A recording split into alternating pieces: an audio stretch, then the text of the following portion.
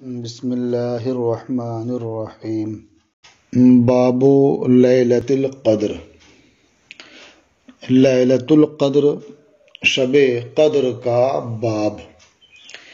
شب قدر کو شب قدر اس لیے کہا جاتا ہے کہ اس شب بندوں کی روزیاں مقدر کی جاتی ہیں اور اس میں بہت سے بندوں سے متعلق احکام کے فیصلے ہوتے ہیں، ان کی عمریں لکھ دی جاتی ہیں، ان کی روزیاں لکھ دی جاتی ہیں، ان کے پورے سال کے اعمال لکھ دیے جاتے ہیں، اس لیے اس شب کو شب قدر کہا جاتا ہے۔ شب قدر یہ کون سی شب ہے، اس بارے میں مختلف اقوال ہیں۔ یہ ماہ رمضان المبارک کے عشرۂ اخیرہ میں واقع ہوتی ہے، یہ شب آتی ہے۔ اب یہ 21ویں بھی ہو سکتی ہے، 23ویں بھی ہو سکتی ہے، 25ویں، 27ویں اور 29ویں بھی ہو سکتی ہے۔ راجح قول یہ ہے کہ 27ویں شب جو ہوتی ہے ماہ رمضان المبارک کی، وہی شب قدر ہے۔ الفصل الاول عن عائشہ قالت، ام المومنین حضرت عائشہ صدیقہ رضی اللہ تعالی عنہا سے مروی ہے، انہوں نے فرمایا، قال رسول اللہ صلی اللہ علیہ وسلم تحروا لیلۃ القدر فی الوتر من العشر الاواخر من رمضان۔ اللہ کے رسول صلی اللہ تعالی علیہ وسلم نے ارشاد فرمایا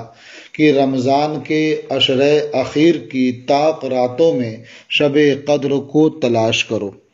تو رمضان کے عشرۂ اخیر میں یعنی 21 سے لے کر 29 تک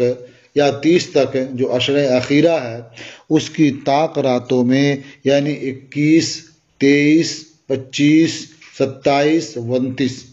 یہ کل 5 راتیں ہوتی ہیں، انہی میں شب قدر کو تلاش کرو۔ رواہ البخاری، اسے امام بخاری نے روایت کیا ہے۔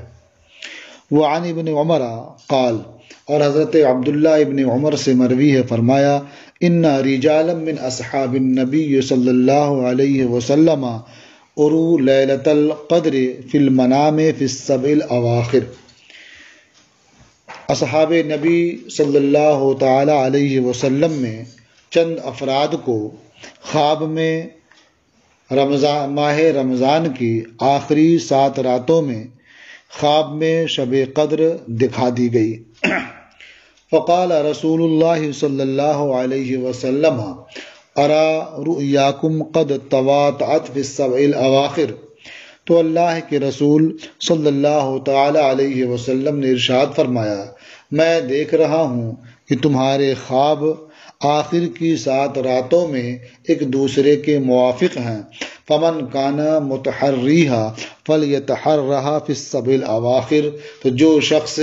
شب قدر کو تلاش کرے تو اسے چاہیے کہ آخری 7 راتوں میں تلاش کرے، یعنی ماہ رمضان کی جو آخری 7 راتیں ہیں انہی میں شب قدر تلاش کرے۔ متفق علیہ، یہ حدیث متفق علیہ ہے۔ وعن ابن عباس ان النبی صلی اللہ علیہ وسلم قال،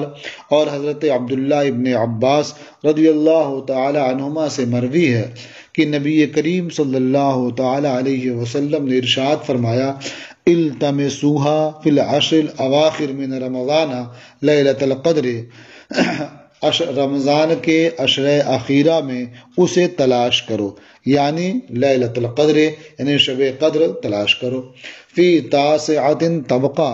فی سابعۃ طبقہ، فی خامسۃ طبقہ۔ 9ویں رات میں جو باقی رہتی ہے، 7ویں رات میں جو باقی رہتی ہے اور 5ویں رات میں جو باقی رہتی ہے۔ تو 9ویں رات میں جو باقی رہتی ہے یعنی 29 رمضان کی شب میں، اور 7ویں رات جو باقی رہتی ہے یعنی 27ویں شب میں، اور 5ویں رات جو باقی رہتی ہے یعنی 25ویں شب میں۔ تو گویا اس میں آخر کی 3 طاق راتوں میں شب قدر کو تلاش کرنے کا حکم دیا گیا ہے۔ رواہ البخاری، اسے امام بخاری نے روایت کیا ہے۔ وعن ابی سعید الخدری، اور حضرت ابو سعید خدری سے مروی ہے، ان رسول اللہ صلی اللہ علیہ وسلم اعتکف العشر الاول من رمضان، کہ اللہ کے رسول صلی اللہ تعالی علیہ وسلم نے رمضان کے عشر اولا میں اعتکاف کیا، ثم اعتکف العشر الاوسط فی قبۃ ترکیہ، پھر عشر وسطی میں اعتکاف کیا ایک ترکی قبے میں، ثم اطلع رأسہ، پھر حضور نے اپنا سر مبارک قبے سے باہر نکالا، فقال، اور ارشاد فرمایا، انی اعتکف العشر الاول التمس هذه اللیلۃ، میں عشر اول کا اعتکاف کرتا ہوں۔ یہ اعتکف مضارع کے صیغے کے ساتھ ہے اور یہاں حال ماضیہ کی حکایت مقصود ہے، تو ترجمے میں اسے ماضی سے تعبیر کیا جا سکتا ہے اور یہ کہہ سکتے ہیں کہ حضور نے ارشاد فرمایا کہ میں نے عشر اولا کا اعتکاف کیا اس شب کی تلاش میں، یعنی شب قدر کی تلاش میں، ثم اعتکف العشر الاوسط، پھر میں نے عشر وسطی کا اعتکاف کیا، ثم اوتیت، پھر میرے پاس ایک آنے والا آیا، یعنی اللہ کی جانب سے ایک فرشتہ میرے پاس آیا، فقیل لی انہا فی العشر الاواخر، تو مجھ سے یہ کہا گیا کہ شب قدر یہ رمضان کے عشر اخیرہ میں ہے، فمن کان اعتکف معی فلیعتکف العشر الاواخر، تو جو میرے ساتھ اعتکاف کرنا چاہے تو اسے عشر اخیرہ میں اعتکاف کرنا چاہیے۔ فقد اریت هذه اللیلۃ ثم انسیتها، تو یقیناً مجھے یہ شب یعنی شب قدر دکھائی گئی پھر مجھ سے بھلا دی گئی۔ وقد رأیتنی اسجد فی ماء وطین من صبیحتها، اور میں نے اپنے کو دیکھا کہ میں شب قدر کی صبح پانی اور مٹی میں سجدہ کر رہا ہوں۔ فَالْتَمِسُوهَا فِي الْعَشْرِ الْأَوَاخِرِ، تو تم سب شب قدر عشر اخیرہ میں تلاش کرو، وَالْتَمِسُوهَا فِي كُلِّ وِتْرٍ، اور عشر اخیرہ کی ہر طاق رات میں اسے تلاش کرو۔ یعنی اتنی تعین تو حضور نے فرما دی کہ شب قدر یہ ماہ رمضان میں ہے، پھر ماہ رمضان میں جو عشر اخیرہ ہے اس میں شب قدر ہے، پھر عشر اخیرہ میں جو طاق راتیں ہیں انہی میں شب قدر ہے۔ قال فمطرت السماء تلک اللیلہ، راوی کہتے ہیں تو اس شب بارش ہوئی، وکان المسجد علی عریش، اور مسجد یہ درختوں کی شاخوں کی تھی، فوقف المسجد، تو مسجد ٹپکنے لگی، فبصرت عینایا رسول اللہ صلی اللہ علیہ وسلم وعلی جبہتہ اثر الماء والطین من صبیحۃ 21،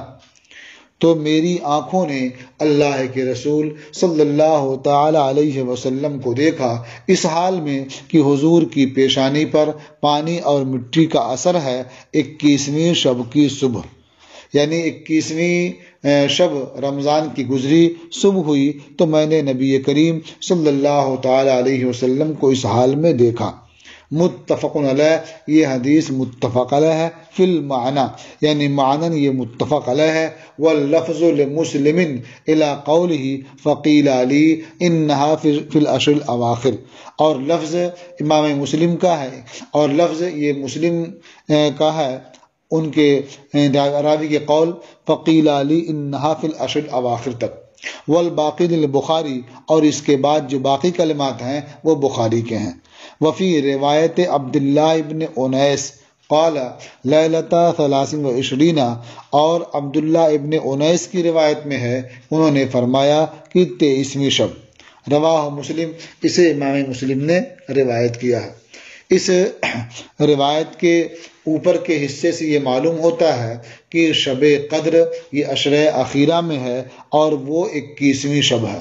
اور اس روایت کے آخر حصے سے معلوم ہوتا ہے جو عبداللہ ابن انیس کی روایت ہے کہ شب قدر یہ 23ویں شب ہے۔ اس طرح سے اقوال مختلف ہیں جو آپ مختلف روایتوں میں پڑھ رہے ہیں، ان سب میں راجح یہ ہے کہ شب قدر یہ 27ویں شب ہوتی ہے۔ حضور نبی کریم صلی اللہ تعالی علیہ وسلم کو شب قدر بلا شبہ معلوم ہے، لیکن حضور نے اس کی تعین نہیں فرمائی تاکہ لوگ اسی ایک شب کی عبادت پر تکیہ نہ کر لیں اور اسے تلاش کرنے میں کئی شب خوب اللہ تبارک و تعالیٰ کی عبادت کریں۔ وعن زر ابن حبیش قال، اور حضرت زر ابن حبیش سے مروی ہے، انہوں نے فرمایا سألت ابی بن کعب فقلت ان اخاک ابن مسعود یقول، میں نے ابی ابن کعب سے پوچھا اور میں نے کہا کہ آپ کے بھائی ابن مسعود یہ کہتے ہیں من یقم الحول یصب لیلۃ القدر، جو پورے سال قیام کرے گا، اللہ تعالیٰ کی عبادت و ریاضت میں رات گزارے گا تو وہ شب قدر کو پالے گا۔ فقال رحمہ اللہ، تو حضرت ابی ابن کعب نے فرمایا کہ اللہ ابن مسعود پر رحم فرمائے، ارادہ ان لا یتکل الناس، انہوں نے یہ ارادہ کیا کہ لوگ تکیہ نہ کر لیں، لوگ بھروسہ نہ کر لیں اور صرف ایک ہی شب اللہ کی عبادت نہ کریں۔ اما انہ قد علم انہا فی رمضان، سنو یقیناً حضرت عبداللہ ابن مسعود کو معلوم ہے کہ شب قدر یہ ماہ رمضان میں ہے، وانہا فی العشر الاواخر، اور یہ بھی معلوم ہے کہ وہ رمضان کے عشر اخیرہ میں ہے، وانہا لیلۃ 27، اور یہ بھی معلوم ہے کہ وہ 27ویں شب ہے۔ ثم حلف لا یستثنی انہا لیلۃ 27، پھر انہوں نے قسم کھائی بغیر انشاءاللہ کہے کہ وہ یعنی شب قدر یہ 27ویں شب ہے۔ فقلت بأی شیء تقول ذلک، میں نے پوچھا کہ کس سبب سے آپ ایسی بات کہہ رہے ہیں اے ابو المنذر، یعنی یہ ابی ابن کعب کی کنیت ہے ابو المنذر، تو میں نے پوچھا کہ آپ کس سبب سے، کس بنیاد پر یہ بات قسم کے ساتھ کہہ رہے ہیں۔ قال بالعلامت او بالآیت التي اخبرنا رسول اللہ صلی اللہ علیہ وسلم، انہوں نے فرمایا علامت کی بنیاد پر یا نشانی کی بنیاد پر۔ یہ راوی کو شک ہے کہ انہوں نے بالعلامت کہا یا بالآیت کہا، یعنی اس علامت یا اس نشانی کی بنیاد پر جس کی ہمیں اللہ کے رسول صلی اللہ تعالی علیہ وسلم نے خبر دی ہے کہ آفتاب اس دن طلوع ہوگا اور اس کی شعاع نہیں ہوگی، یعنی آفتاب نکلے گا لیکن اس کی دھوپ معلوم نہیں ہوگی، اور ایسے ہی بعد ابر میں وہ چھپا رہے گا، پوشیدہ رہے گا۔ رواہ مسلم، اسے امام مسلم نے روایت کیا ہے۔ وعن عائشہ قالت، اور ام المومنین حضرت عائشہ صدیقہ رضی اللہ تعالی عنہا سے مروی ہے، انہوں نے فرمایا کان رسول اللہ صلی اللہ علیہ وسلم یجتہد فی العشر الاواخر ما لا یجتہد فی غیرہ، کہ اللہ کے رسول صلی اللہ تعالی علیہ وسلم عشر اخیرہ میں جتنی کوشش کرتے تھے، جتنی عبادت کرتے تھے، لا یجتہد فی غیرہ، اس کے علاوہ میں اتنی عبادت نہیں فرماتے تھے، یعنی آپ تو روزانہ عبادت کیا کرتے تھے لیکن اس شب آپ اور شب سے زیادہ اللہ کی عبادت کرتے تھے۔ تو عشر اخیرہ میں اللہ کے رسول صلی اللہ تعالی علیہ وسلم اور شب سے زیادہ عبادت کیا کرتے تھے، اسے امام مسلم نے روایت کیا ہے۔ وعنہا قالت، اور انہی سے یعنی ام المومنین حضرت عائشہ صدیقہ رضی اللہ تعالی عنہا سے مروی ہے، انہوں نے فرمایا کان رسول اللہ صلی اللہ علیہ وسلم اذا دخل العشر شد مئزرہ، اللہ کے رسول صلی اللہ تعالی علیہ وسلم کی عادت کریمہ یہ تھی کہ جب عشر اخیرہ آ جاتا تو حضور اپنا ازار باندھ لیتے اور اپنی رات کو زندہ رکھتے، یعنی رات بھر وہ عبادت کرتے اور اس کے لیے وہ تیاری کر لیتے، اور ازواج مطہرات سے وہ علیحدہ رہتے تاکہ رات کی پوری عبادت میں کوئی خلل نہ ہو۔ وَأَيْقَظَ أَهْلَهُ، اور اپنے اہل کو بھی، اپنے ازواج کو بھی اس رات کی عبادت کے لیے اور ذکر بسر کرنے کے لیے بیدار فرما دیا کرتے تھے۔ متفق علیہ، یہ حدیث متفق علیہ ہے۔ اس سے یہ بات سمجھ میں آتی ہے کہ آدمی کو چاہیے کہ ایسی بابرکت راتوں میں خود بھی عبادت کرے اور اپنی بیوی اور بچوں کو بھی بیدار کر دے تاکہ وہ بھی ایسی بابرکت شب کے فیوز و برکات سے، اس کی رحمتوں سے یہ محروم نہ رہیں بلکہ خوب اس سے اکتساب فیض کریں۔